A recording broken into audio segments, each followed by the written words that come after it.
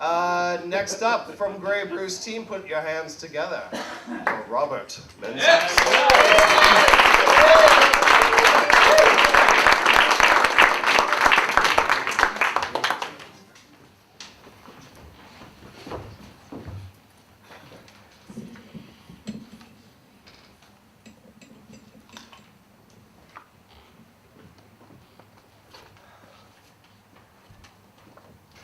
Uncle Bob.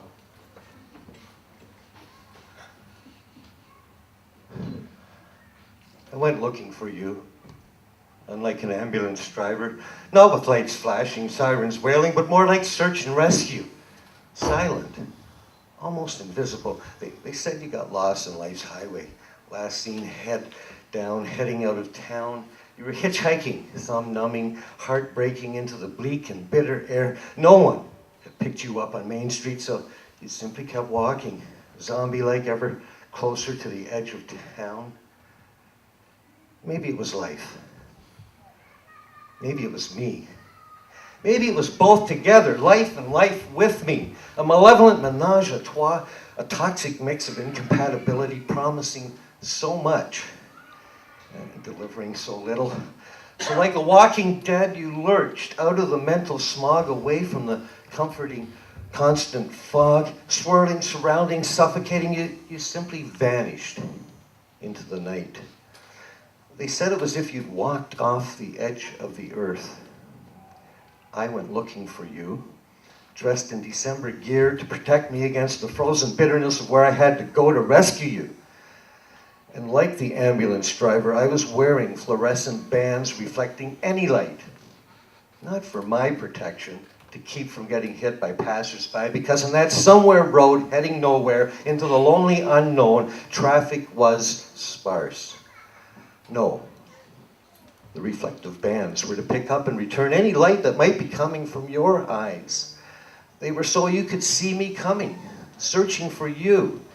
But the darkness seemed like a barrier you could not penetrate, and I feared there was no longer any shine to your eyes. Eyes that once radiated laughter and love, boldness and desire.